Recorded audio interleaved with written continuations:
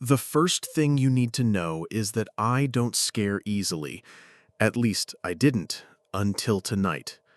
Right now, I'm sitting in a room that feels colder than it should be, even with the heater buzzing against the wall. The laptop on my desk hums softly, its screen casting a pale glow that makes everything around me look washed out and sickly. I'm staring at it like it's a loaded gun because somehow it feels more dangerous than that. It's 12:03 a.m. and the file is back. Midnight.mp4. It wasn't here an hour ago, it wasn't even here 30 minutes ago. But as the clock ticked over to midnight, the screen flickered awake and the file appeared. No warning, no download bar, nothing. I didn't open it, it opened itself. At first, I thought I was dreaming. The footage was so grainy, it looked like it had been filmed through a security camera from the 90s, all static lines and flickering light. But it wasn't some random video. It was my room. This room. Filmed from a corner I know doesn't exist, as if someone had drilled a hole in the wall and mounted a camera there. I could see myself lying in bed, tangled in sheets, breathing slow and steady like I was fast asleep. The walls behind me were bare, except for one thing, a shadow. Not a trick of light, not a vague shape, but a person standing at the foot of my bed, perfectly still, watching. I slammed the laptop shut so fast it clapped like a gunshot. The screen's glow vanished and I sat in darkness, heart hammering so hard I could hear it in my ears. My breath came out ragged and shallow, fogging up the cold air. I told myself I imagined it. Had to be a hallucination, a leftover dream clinging to my mind. I hadn't slept well for days. Maybe I'd left a window open and the cold air was making me feel weird. But none of that explains the sound of the laptop fan, still whirring even with the lid closed. Hands trembling, I cracked it open again. The screen lit up, and there I was, still lying in bed in the video. Same position, same blanket. The shadow at the foot of my bed was gone, though, replaced by something worse. The camera had moved closer. The angle was tighter now, like someone was crouching just a few feet away from me. The grainy video flickered. A distorted whisper bled through my speakers. "Don't move." My entire body locked up. I slammed the laptop shut again and stumbled backward, nearly tripping over the chair. My hands were shaking so badly I had to press them to my chest just to stop them from rattling like leaves in a storm. The whisper still echoed in my head. I don't know what's happening. I don't know if I'm safe here, but I'm writing this down because if I disappear after posting this, you'll know why. You'll know what started it. The laptop clicks softly, like it's mocking me. I don't want to look, but I do. It's open again. I didn't touch it. The video is playing, and the grainy footage shows me sitting at this very desk, typing these exact words. My pulse hammers in my throat so hard it hurts. Then I hear it, 3 soft knocks at the door behind me. The video keeps playing, and I'm too scared to turn around. I've been a long-time lurker here, scrolling through late-night threads of ghost stories, urban legends, and cursed encounters while sipping my 3rd cup of coffee, half convinced that none of it was real. I'd read them the way you'd watch a scary movie. Lights off, headphones in, heart racing a little but safe behind a glowing screen. I never thought I'd write one of my own. Not seriously. Not like this. I'm not the kind of person who goes looking for trouble. I don't mess with Ouija boards, I don't chase cryptids in the woods, and I definitely don't buy sketchy mystery boxes from the dark web. My life used to be painfully ordinary. I worked a boring 9 to 5, grabbed takeout from the same Thai place twice a week, and unwound by doom scrolling or playing games until I fell asleep at my desk. I used to joke that I was a background character in my own life, and honestly, I was fine with that. I liked being invisible, safe. But the last few nights have stripped all that away. This isn't a creepypasta I made up for fun or some ARG to drum up attention. I'm not a writer. I'm not even good at telling stories. I'm just someone who is terrified and out of options. The only reason I'm typing this is because I've run out of places to turn. I need answers. I need someone, anyone, to tell me what's happening before it's too late. And I think it might already be too late. I haven't slept properly in days. Every time I close my eyes, I hear that whisper from the video replaying over and over in my head. Don't move. It's like it's burned into my brain. I've tried everything to make it stop, unplugging my laptop, factory resetting it, even tossing it in the trunk of my car overnight. None of it worked. The file just comes back at midnight, every night. This has been going on for almost a week now. Every night the video changes. Every night it gets worse. I can't explain it, and I've stopped trying to convince myself it's some elaborate prank. I don't know anyone who would or could pull something like this off. I'm writing this now here because I've seen how this community works. I've seen strangers become detectives, frame by frame analyzing a blurry photo and finding details nobody else would notice. I need that. I need you, because I can feel something closing in on me. Something I can't see, but that seems to see me perfectly. If you're reading this, I might already be gone. Or worse, I might not be me anymore. So pay attention. Look closely at the details, because what's been haunting me for the last 6 nights might come for you next. It was 4 nights ago when this all started, though at the time I didn't realize how quickly everything was about to unravel. I'd been up late scrolling through videos, the kind of mindless internet rabbit hole that makes you lose track of time. When I finally shut everything down and crawled into bed, it was just before midnight. At least, I thought I shut everything down. I woke up to the faint hum of my laptop fan. It wasn't unusual for me to forget to close it, but this wasn't the low, lazy hum of a device in sleep mode. This was a constant, restless whir, like the machine was hard at work. My bedroom was completely dark, except for the dull glow coming from my desk across the room. At first, I stayed frozen in bed, staring at that glow, half annoyed and half wary. I couldn't remember leaving it on. I eventually got up, dragging my feet across the cold floorboards, and sat down in front of the screen. That's when I saw it, a single file on my otherwise tidy desktop, midnight.mp4. I frowned. I'd never seen it before, and I knew I hadn't downloaded anything new. I hovered the mouse over it, half expecting to see some ridiculous file size or a weird creation date, but all it said was created 11:59 p.m. It had been made less than a minute before I woke up.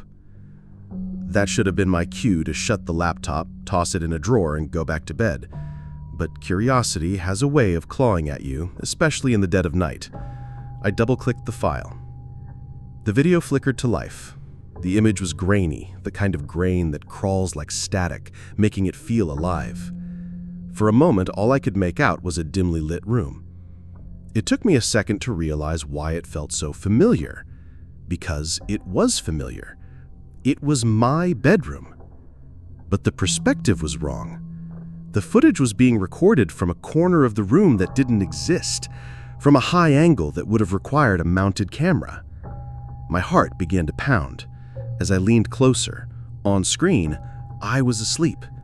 My chest rose and fell under my blanket, my head turned slightly to the left. The soft blue light of my digital clock was visible on the nightstand. It was almost identical to what I saw if I turned my head just then, except in this video, I was utterly still, and I wasn't the one watching. The footage lasted maybe 30 seconds, silent except for a faint static hiss. Then, right before it cut to black, a distorted whisper crackled through my speakers. It was so quiet, I almost didn't catch it. "Don't move." The hairs on my neck stood up. I slammed the laptop shut, the sound echoing in my small apartment like a gunshot. My pulse was racing, my breath coming in ragged gasps. I told myself I was overtired, that this was a prank, or maybe even a virus. There were logical explanations for this. There had to be. I checked everything. I triple-checked the locks on my doors and windows. I covered my webcam with a sticky note and scanned my computer for malware, but nothing unusual popped up. The rational part of me kept whispering, "Someone hacked you. Someone's messing with you." But another part of me couldn't shake the image of that impossible camera angle or the voice whispering directly into my ears through my speakers. The next morning, I tried to dismiss it. I went to work like nothing happened, convinced myself it was just some weird glitch. I even joked to a coworker that I probably downloaded a ghost. But that night, I couldn't stop myself. I opened the file again. And that's when I noticed something I'd missed. I paused the video at the 14-second mark. In the far corner of the room, barely visible in the static, was a shape. A blur. At first, I thought it was just digital noise. But when I zoomed in, I saw it. A face. Or something that resembled one. Smooth, pale skin, eyes too large and round, like an overexposed photo. The shape wasn't moving, but it was there, watching me sleep. I stared at that frame for so long I lost track of time. My stomach turned to ice, and every instinct in me screamed to shut the laptop and throw it out the window, but I didn't. I should have destroyed my laptop that night. Instead, I watched it again. The second night, I told myself I wouldn't open it. I was exhausted, running on caffeine and nerves, but I swore I'd ignore the file if it came back. Midnight rolled around, and I sat in my desk chair like a sentry, staring at the desktop, waiting for something to happen. For a while, nothing did. Then, at exactly 12 a.m., the laptop screen flickered. The fan roared to life. And there it was again. Midnight.mp4. I sat there, frozen, staring at the file like it might explode. My hand hovered over the trackpad, every rational thought screaming not to click it, but curiosity gnawed at me like hunger. I double-clicked. The footage this time wasn't static or grainy. It was smoother, eerier. The angle was different too, like whoever was behind the camera was moving. The view glided silently down my hallway, past the kitchen where dirty dishes sat in the sink, past the stack of takeout containers on the counter, all the way to my bedroom door. The camera stopped there, lingering just outside, and I could see the faint light of my bedside lamp spilling out into the hall. Then the door creaked open in the video. My stomach dropped. I leaned closer, my breath fogging the screen, as I watched the camera slip silently into my bedroom. I was there, lying in bed, curled on my side, oblivious. The footage crept closer, pausing at the foot of my bed again, just like the night before. The whisper came back, clearer this time. "Don't move." I cut the video to black, and for a long moment I just sat there, listening to the sound of my own breathing. Every muscle in my body screamed at me to check the locks. I bolted from my chair, checking the front door, the windows, every closet. Everything was locked tight. No one was there. But that didn't stop me from shoving a chair under the doorknob before crawling back into bed, fully dressed, phone clutched in my hand. By the third night, I'd given up pretending I could ignore it. Midnight came, the file appeared, and I opened it. This one was different. The footage showed me in my bed again, but I wasn't asleep. I was awake, lying perfectly still, my eyes wide open, staring straight at the ceiling. My face was slack, expressionless, like a doll's. Slowly, I sat up in the footage, my movements stiff and jerky, unnatural. My head turned toward the camera in one slow, creaking motion. The whisper came back. But it wasn't just one voice now. It was a chorus, all layered over each other. "Don't move, don't move, don't move." I slammed the laptop shut so hard it rattled the desk, heart pounding out of my chest. I grabbed the power cable, yanked it out of the wall, and even pulled the battery out like that would kill it. The screen went black, and I sat there in the dim glow of my desk lamp, breathing hard, telling myself it was over. Then, the laptop powered itself back on. I watched, in stunned horror, as the screen flickered to life on its own, the video playing again without me touching it. My distorted face stared back at me from the screen, those dead, puppet-like eyes boring into mine. I slammed it shut again and grabbed the heaviest book I could find and slammed it on top of the laptop like I could physically pin the horror inside. That night, I didn't sleep. I sat on the couch with every light in the apartment on, clutching a kitchen knife like it was going to help me fight off whatever this was. By night 4, my paranoia had reached a fever pitch. I'd barricaded the front door, stacked chairs against the windows, and taped over every camera lens I owned, including the one on my phone. I'd even set up my own camera to record myself while I slept, figuring if something was watching me, I'd watch it back. When the video appeared again, I almost didn't open it, but I had to know. The footage this time made my stomach twist. It was the same view of my bedroom, but now faint carvings glowed on the walls. Strange symbols, circles, intersecting lines, geometric shapes that didn't belong in my apartment. I looked around the room, in real life, half expecting to see them, but the walls were bare. The symbols only existed in the footage. The camera panned slowly, methodically over every inch of my room, like it was cataloging something. My breath hitched as it lingered over the corner of the room where my own camera sat recording. When I checked my recording later, it was nothing but static. I started cracking jokes to myself to keep from spiraling. Guess I need holy antivirus, I muttered into the empty apartment, trying to laugh. It sounded hollow, like I was already losing it. The worst part, the videos were getting bolder. The first night, the camera had stayed at a distance. Now it moved freely through my apartment like it owned the place. Each time I shut the laptop, it turned itself back on. The file was always there. I could delete it, and it would reappear seconds later. By the 5th night, I stopped pretending I had control over any of it. I stopped watching, but the videos didn't stop recording. By the end of the week, I was a wreck. I hadn't slept more than a few hours a night, and even then I'd jolt awake every time I heard a creak in the walls or the distant hum of the laptop fan. My coworkers had started to notice. "You look like hell," one of them joked as I grabbed my 3rd cup of coffee before lunch. I laughed it off, but I could see it in their eyes. They were starting to avoid me. That night, I decided I couldn't keep this to myself anymore. I called up my friend Evan, someone I'd known since college, and asked if I could swing by. He let me in, tossed me a beer, and gave me a look that said I was overreacting. "All right," he said, "what's going on?" I told him everything about the file, the impossible footage, the whispers, the laptop powering on by itself. He listened with that polite half smile people give when they're humoring you. When I was done, he took a swig of his beer and shrugged. "Bro, it's probably just spyware or something.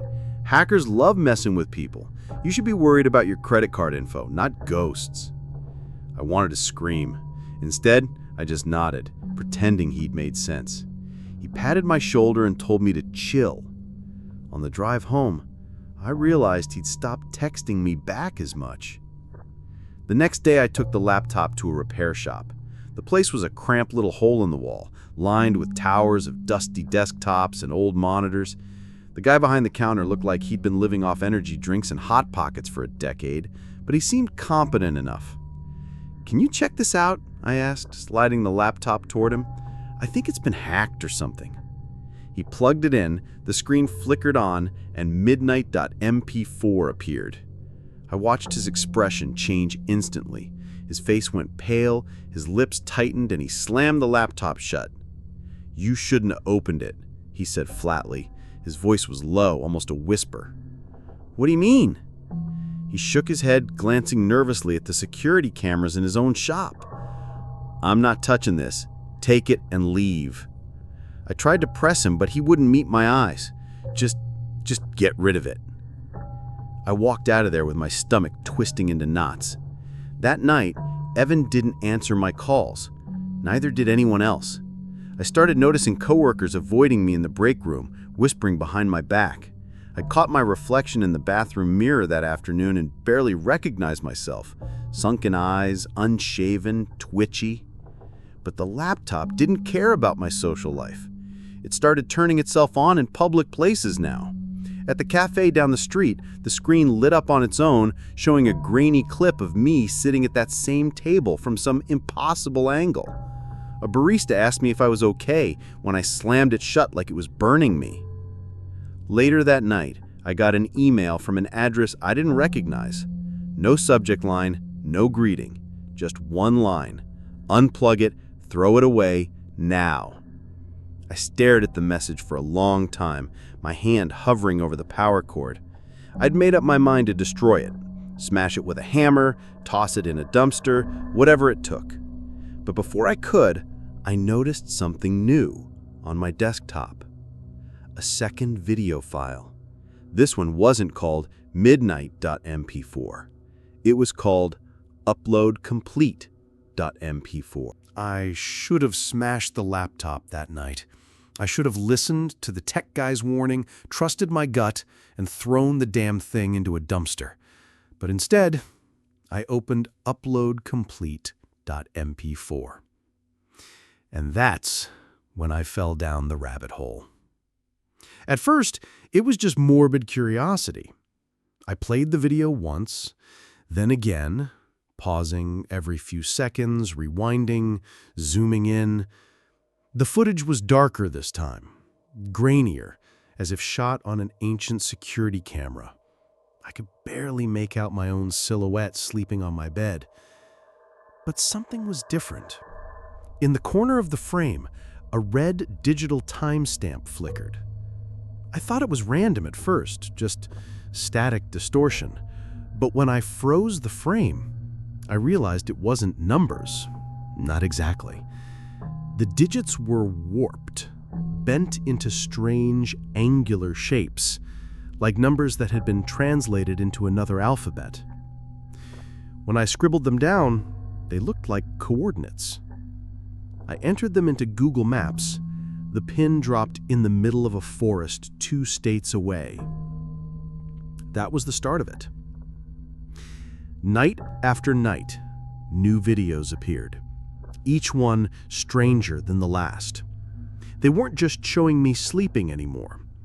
Some clips were taken in rooms I didn't recognize, with walls covered in peeling wallpaper or floors lined with old newspapers.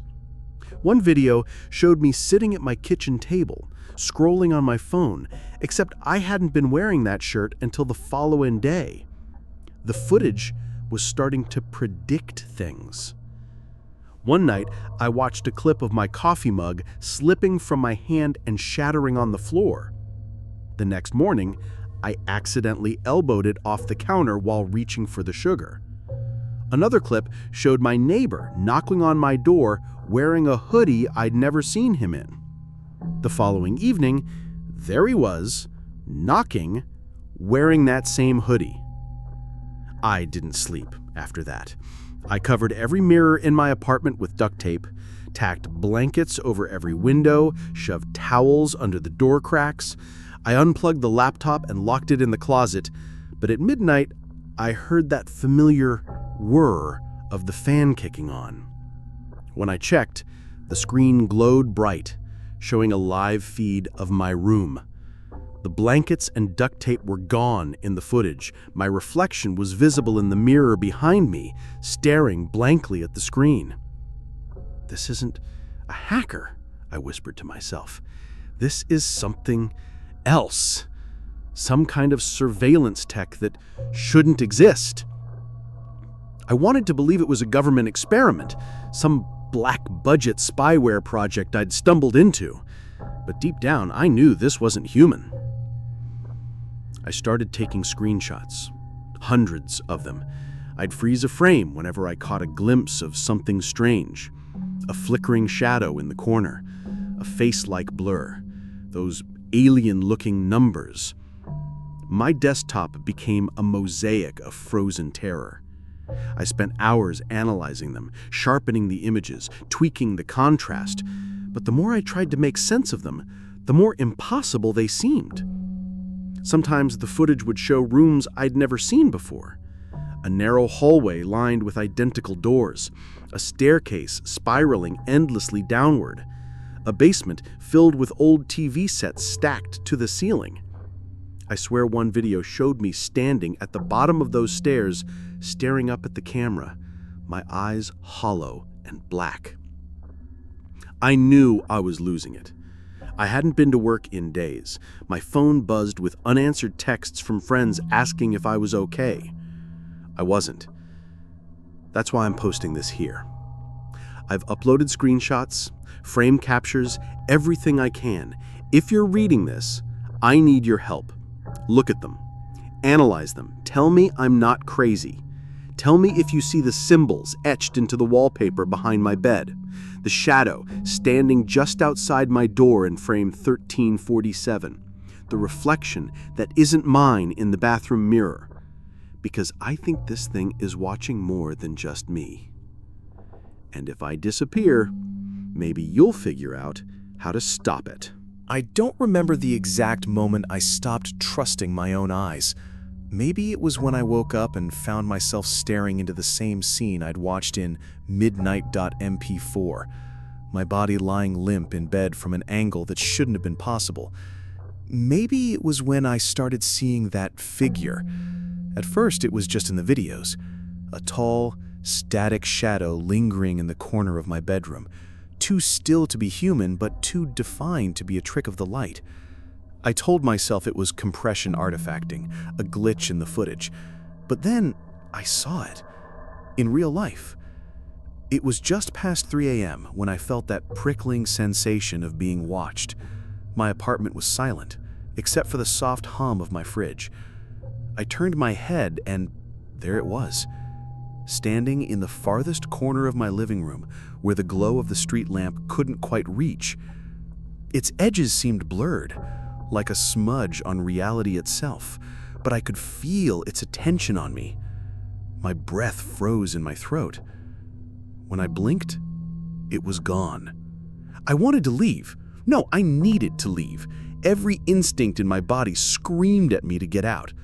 I grabbed my keys, my wallet, and my jacket, and that's when I found it. A small, black USB drive in my mailbox slot.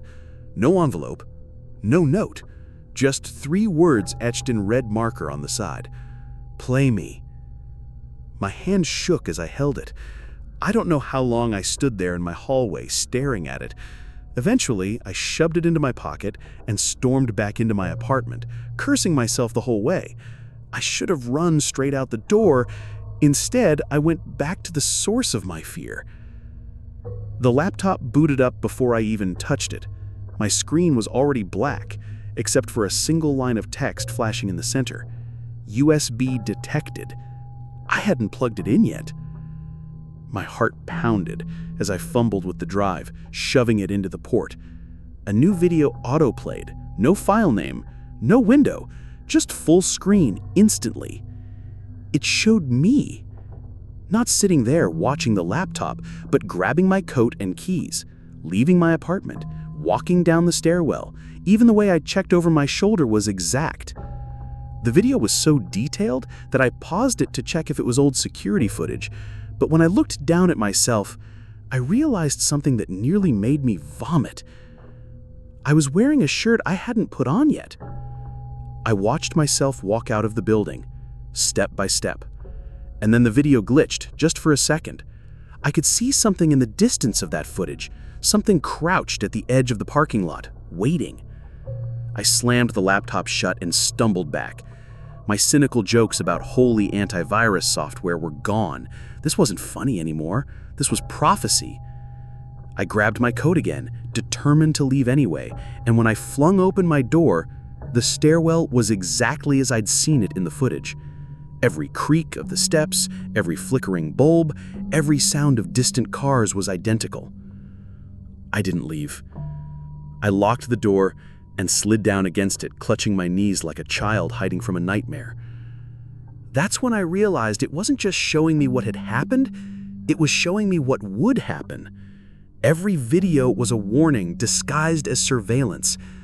I thought I was running from it, but the video was leading me to it. I don't know why I went.